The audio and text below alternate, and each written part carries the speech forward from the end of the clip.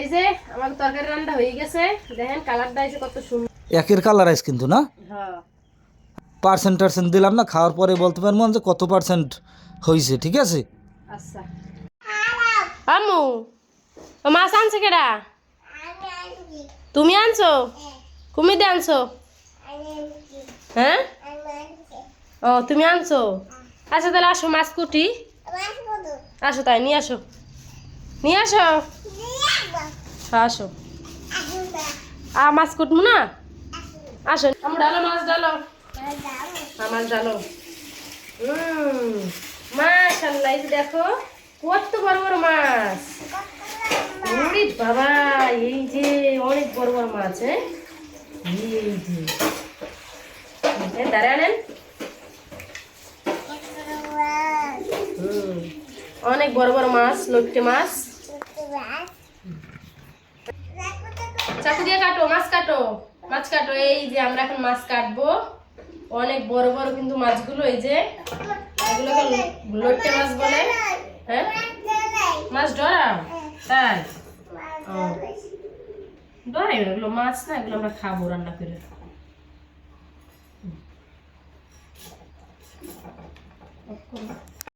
এই যে দেখেন মাছগুলো অনেক বড়।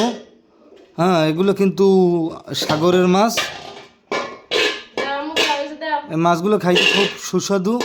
দেখেন মাছ করতে আছে, কত সুন্দর ছাঁচি করতে আছে। আজকে অনেক মজা করে খাইতে পারবো। লিজে মাছগুলো কিন্তু আসলেই অনেক বড়। কি হ্যাঁ আসলেই বড়। এই যে দেখো না, একটা মাছ দিয়ে 2 পিস বানাইছি। এই যে আজকে খাওয়ানটা কিন্তু আসলে জব্বর মজা হইবেন নাকি? হ্যাঁ আঞ্জুমান, আমো তুমিও কি মাছ খাবা? এই মাছ তুমি খাইতে পারবে? মাছ দিয়ে কাটা আছে বেশি। মাছে কোনো কাটাই নেই। হ্যাঁ, কি লিজে কও কি কাটা নাই মাছে? না, এই মাছ আর বেশি কেডা মাছে কোনো কাটা নাই। আসলে। হ্যাঁ ও তাহলে তো অনেক স্বাদ হইবেন মনে হয় না? হ্যাঁ, আঞ্জুমানও খাইতে পারবে এই মাছ, কোনো কাটা নাই। তুমি এই মাছ খাইতে পারবে না বাবা? এই মাছ আজকে রান্না করবো তোমার জন্য। কেন? এই যে দেখো, এই অনেক বড় মাছ। দেখছো, আমার মেয়ে আবার ফালাই দেয়। অনেক বড় মাছ। যাও কুটি আজকে মাছগুলোরে খুব ভাজা ভাজা করবে, হলে মজা হইবে বুঝছো। হ্যাঁ, ভাজা মাছ খাইতে খুব স্বাদ। সুন্দর করে রান্না করবো আজকে, সবাই অনেক মজা করে ভাত খাবা। কি মাছ করা শেষ, এখন আমরা ধুইতে যাবো। এই যে অনেক সুন্দরই কিন্তু হয়েছে মাছ কোটাগুলো। এই যে দেখেন অনেক বড় বড়। আসলে এই মাছগুলো করতে একটা সুবিধা আছে, মানে কোনো বেশি সময় লাগে না, অল্পের ভিতরেই কোড়া হয়ে যায় একেবারে সোজা। কারণ এই মাছে তো তেমন কোনো ইটি নাই, থাকে না, খসি নাই, থাকে না। এরপর কাড়া নাই কোনো। আর এই মাছগুলো দেখেন একাল খুবই কিন্তু নরম, একাল তুলোর মতন। কই একটু দেখাও তো। এই একদম বালিশের মতন নরম। এগুলো লট্টি মাছ তো, এগুলো এরকম নরমই হয়, এতক্ষণ কাটা থাকে না। আর রান্নার পরে দেখবেন না একেবারে সেম গোস্তের মতন হয়ে যাইবে। মনে হইবে যে আসলে আমরা গোস্ত খাইতেছেন এইরকমের। এই দেখেন আমাকে পুষ্কুনি, এই গ্রামের পুষ্কুনি তো বোঝেনি যে কেমন। এই এই মাছ কিন্তু নিয়ে আইছে ঘাট পারে। এই আমাকে ঘাট, কাঠের ঘাট। তো এই মাছগুলো এখন ধুইতে আছে, ধোয়ার প্রস্তুতি চলতে আছে। আর মাছগুলো সব ধুইয়া লাইবে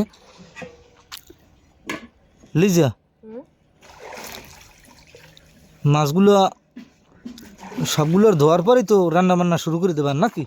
হ্যাঁ এই যে মাছ ধুইতে আছে, মাছ ধুই তারপর রান্না করতে চলে যাবো।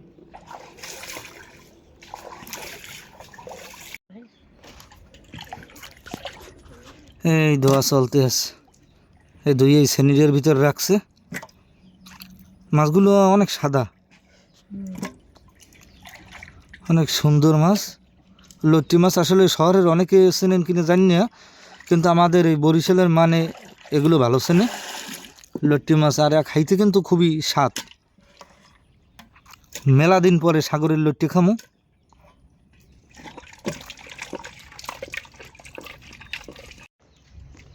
এখন লবণ দিয়েও মাছগুলো রে ধুয়ে লাইতে হইবে। এই যে লবণ দিতে আসি। এই যে দেখেন দিয়ে ভালো করে খসতে হইবে। লবণ দিয়ে ধুইলে মনে হয় যে এই লোট টোটগুলো এগুলো কাটতে যায় না? হ্যাঁ, মাছগুলো খসসাদার লাগে একদম দেখতে, আর কোনো লোডও খায় না। এই ধোয়া হয়ে গেছে, লাশ ধোয়া। এই যে মাছ ধোয়া শেষ, আমরা এখন রান্না করতে যাব। এই যে, তো চলেন যাই এখন রান্না করতে। এখন কি করবা, এগুলোর সব মশলাপাতি একবারে দিয়ে দেবা নাকি? হয়, কারণ এগুলো লোট্টে মাছ না, এগুলো তার ভাজা যায় না। ও, এগুলো তো ভাজা যাবে না, না একবারে মাখাই জুখাই চড়াই দিতে হইবে। হ্যাঁ, বেশি লাড়াও দেওয়া যাবে না, যেন ভাঙে না যায়। আর এই যে ব্লেন্ডার করে রাখা মশলাগুলো, এই যে হ্যাঁ, কি কি মশলা আছে? পেঁয়াজ, রসুন, আদা, জিরা, এলাচ, ও সবগুলো একবার ব্লেন্ডার করছো না? সবগুলো একবারে ব্লেন্ডার করে আনছি। আচ্ছা আচ্ছা, হ্যাঁ একে একে সবগুলো আর দিয়ে পরে মাখাই দিতে হইবে। হুম, এই যে এখন এখন দেবা লবণ, হলুদ সব দিয়ে দিব। এইলে লবণ দেওয়া কমপ্লিট। এই মরিচের গুঁড়ো, মরিচ, মরিচের গুঁড়ো, আমরা একটু জাল বেশি খাই, এর লেগে একটু মরিচ বেশি দিব আর কি। এবং হলুদ, হলুদের গুঁড়ো।